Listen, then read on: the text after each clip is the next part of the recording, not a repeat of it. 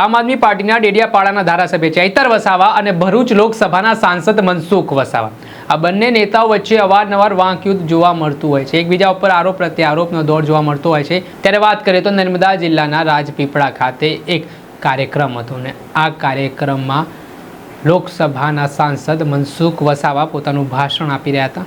આ ભાષણ દરમિયાન તેમણે ધારાસભ્ય ચૈતર વસાવા ઉપર પ્રહાર કર્યા, આમ આદમી પાર્ટી ઉપર પ્રહાર કર્યા, કોંગ્રેસ ઉપર પણ તેમને પ્રહાર કર્યા હતા। તેમણે વર્તમાન સરકારે જે વિકાસના કામો કર્યા છે તેને લઈને વાતો કરી છે।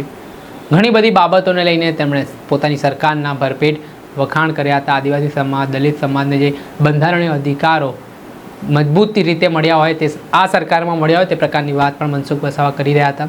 સાથે સરકારની જે આ યોજનાઓ હોય તે યોજનાઓનો કેટલાક લોકો લાભ લઈ રહ્યા છે અને કેટલાક લોકો સરકારની ટીકા ટિપ્પણી કરી રહ્યા છે, કૂદાકૂદ કરી રહ્યા છે। તે પ્રકારે તેમણે ધારાસભ્ય ચૈતર વસાવા ઉપર પ્રહાર કરતા વાત કરી હતી। ડેડિયાપાડાના સંદર્ભમાં તેમણે શું વાત કરી છે પહેલા તે સાંભળી લો। 1200 મત મળ્યા। ભાજપને સમજવું બહુ અઘરું છે ભાઈ। કોઈ રાજકીય પાર્ટી નથી કે સત્તા માટે કામ કરનારી પાર્ટીને આપણે કોઈ કાર્યકર્તા નથી, આપણે રાષ્ટ્રીય સમર્પિત કાર્યકર્તા છે। પદ મળે કે ના મળે ચિંતા ન કરો। યુસીસી શું ભાઈ? અરે એક આદિવાસી કે યુસીસી આદિવાસીને લાગુ પડતું જ નથી। આદિવાસીને દલિતોને જે બંધારણીય અધિકાર મળે છે એમાં કોઈ ટેસ્ટ નથી કરવાનો। આ તો ખોટી વાત કરે છે। જે સુધારણાની જવાબદારી આપણી સરકારમાં આપણે ધ્યાન દોરવાનું। મેં આપણા ટ્રાઇબલ આપણા મોરચાના અધ્યક્ષને પણ વાત કરી છે કે જો આપણે ટ્રાઇબલ યુનિવર્સિટીમાં પુણેમાં ડીટો ત્યારે અહીંયા ત્યારે પણ ધ્યાન દોર્યું હતું। ટ્રાઇબલ યુનિવર્સિટી મોદી સાહેબે આપણને બહુ મોટી ભેટ આપી છે, પણ આપણે બધા જે રીતના એનો જે ફાયદો થવો જોઈએ એ રીતના હજુ દેખાતો નથી। મને તો નથી દેખાતો ને દેખાય એના માટે હું આ બોલું છું। દેખાય માટે બોલું છું, એકલા મનસુખ વસાવા એટલે દર્શનાબેન નહીં, બધા કાર્યકર્તાઓ બોલવું પડશે। કેન્દ્રમાં ભાજપ, રાજ્યમાં ભાજપ ને બીજા લોકો ઘૂસી જશે તો એનો ફાયદો કોણ લેવાનો છે? આપણી યોજના બીજા લોકો લાભ લે છે। ડેડિયાપાડામાં શું સ્થિતિ છે ભાઈ?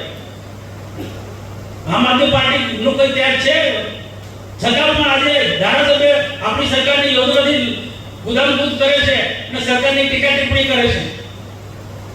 એવી સ્થિતિનું નિર્માણ ફરી પાછો અહીંયા ના આવે એના માટે આપણે કાળજી રાખવાની છે। ઊંઘી નથી જવાનું। સત્તા છે, મોદી સાહેબ પ્રધાનમંત્રી રહો, આરામ કરો એવું નથી। સજા રહેવાનું જાગૃત રહે એટલે કાર્યકર્તાને સમય સમય પર ટકોર કરવામાં આવે છે।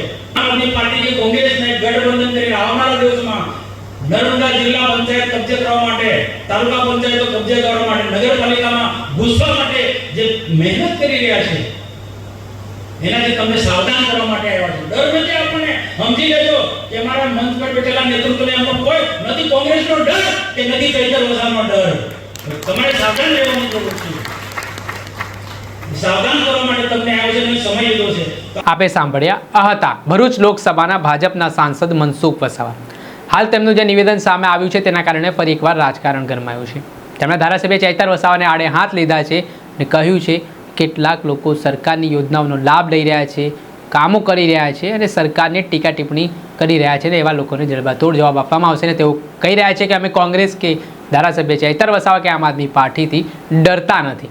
એને લઈને હવે અનેક તર્ક વિતર્ક સર્જાયા છે। ત્યારે આગામી સમયમાં આ મામલે ચૈતર વસાવા શું પલટવાર કરે છે તે જોવું રહ્યું। દર્શક મિત્રો, એન કવરેજ ન્યૂઝને આપ લાઇક કરી લો, સબસ્ક્રાઇબ કરી લો અને શેર કરવાનું ભૂલતા નહીં।